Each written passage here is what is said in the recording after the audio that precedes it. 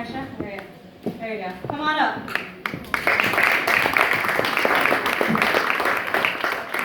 Keisha, also known as Coco, is a district resource personnel, poet, author, illustrator, motivational speaker, workshop facilitator, community activist, passion-filled writer, a mother, a wife, a chef, and veteran. Is proud to own all those labels and titles. She's committed to being the change she wants to see in the world, and she's found her purpose through creative writing and using her poetry and workshops as a platform for community building and self-expression. Her experience with self-care and her health struggles have given her the perspective and courage to rise up beyond the pain and the negativity that can stifle us on a daily basis. So now she's a published poet. Her book, Tears Laced with Fire, is available on Amazon. I added that for you. And she's working on her second book and is the founder of Passion-Filled Writers Workshop series to help other writers and artists. Actually, I'm not the founder. I'm Denise Martin Thompson is, but I'm one of the Passion-Filled Writers this quarter. Okay. All right, so I'm going to hand it over to you, and then I'll have a question for you after you're pleased to stay on stage. Okay, good evening, guys. Hi. The title of my poem is My Umbrella. A young veteran when it all began. Listen carefully and try to understand. The most unfortunate and devastating day, very hard to comprehend. Chaos in the air, hailing body parts, blood spatter everywhere, fire and smoke clouded the air. How much more of all this terror can I bear? 6 months pregnant and all this madness has now induced an early birth to my angel. Now I have to let all this stress reduce. As everything is closing in all around me, a fear I can't describe.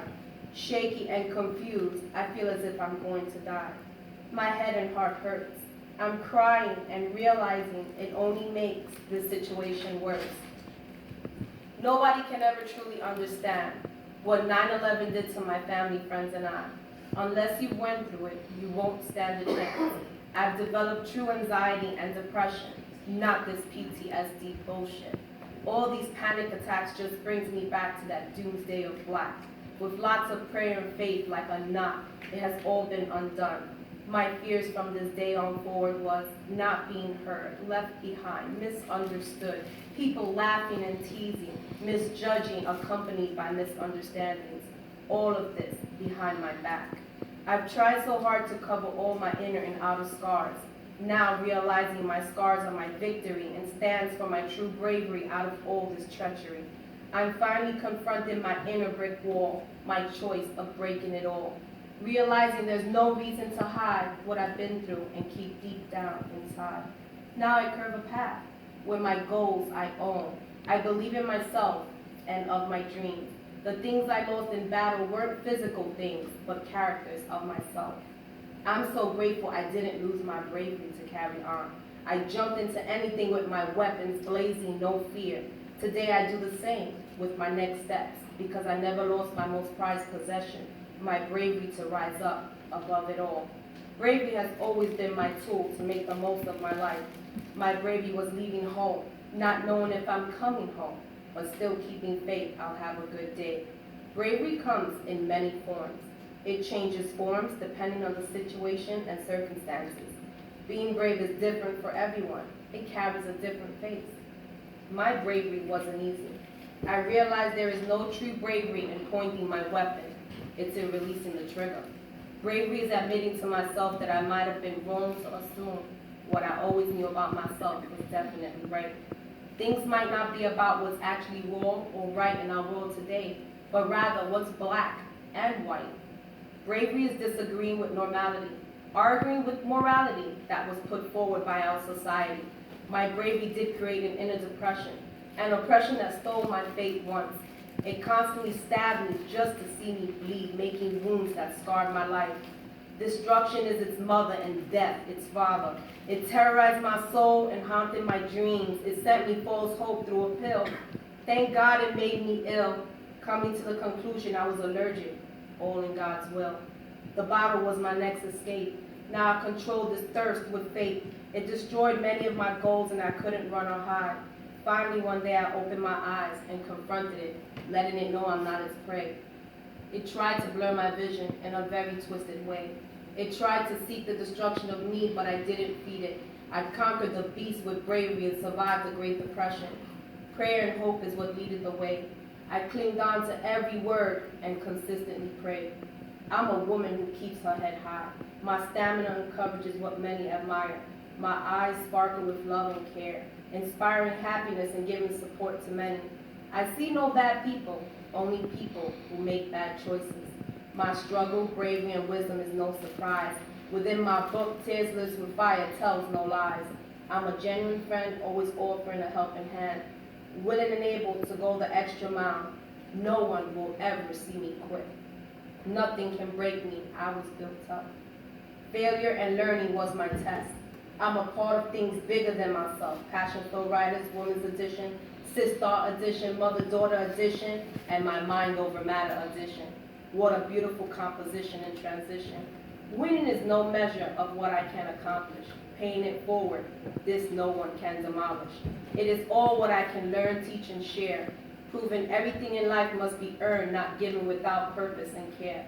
If you want something bad enough, fight for it. Work day and night for it. Give up your time for it, your sleep for it. Never tire of it. If life seems all empty and has no purpose without it, plan for it.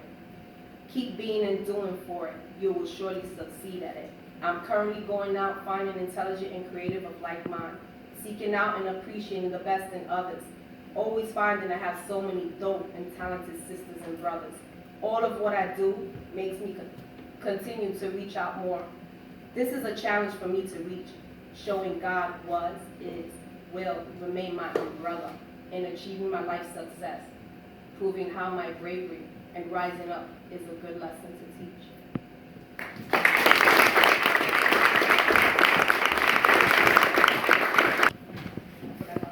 It's okay, that was a great piece. Thank I really you. like how you're talking about choice and having purpose in the direction that you take your life. So, I mean, there aren't bad people, there's people who make bad choices. So, every day we choose to help an organization like Nuyorican or to share your experience with people like us, or come to an event like this where you can meet other like-minded folks with amazing talent and learn from each other is a good choice to make on any given day. So my question to you actually is about Passion Flow Writers Workshop, and I want to see if you could share a little bit about what they do, and maybe it might be a good resource for some of the other artists out there today. That sounds great. Well, Passion Flow Writers was created by one of my childhood friends called Denise Martin Thompson, the Passionate One. When we were little, we always talked about doing something where we can help others release their pain, anger, pleasure, passion, whatever it may be that you enjoy in life. So she created the women's edition, which is myself, Coco, it's Sweet Honey Dip, Sweet Water, and the Passionate One. We get together and we write together.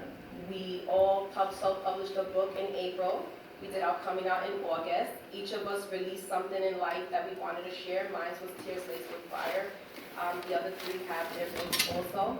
We also host workshops at the Carrie Wine and Bar in Manhattan, and we each do different workshops. Mine is, what I rise up to is Mind Over Matter. In life, I always felt like I couldn't love myself enough, that I could overcome the challenges I had in life with health. I suffer many different illnesses that you probably can't see just looking at me, but inner. But when I decided to finally let go, release, share, sharing is caring, it really is, to see that, somebody else might be going through what you're going through. I decided to write the book to show that when you love yourself, you can love others and help others. So we all do different workshops on Saturdays, and we teach how to release your pain, your anger, your passion. And currently my next workshop will be on November 5th, and it's called My Safe. I'm teaching you how to build a safe. So we're transitioning negativity into positivity. So I work one-on-one, and then everybody who's at my workshop will be concluded in my next book, which is A Little Bit of Sugar. Hashtag Mind Over Matter is going to be the back of the book. So we definitely help a lot of people in a different way other than how Raul and I Promise helps people. We want to see more change in the world, so try to be that change for everybody. Just like she said, nobody's bad. They just make bad choices.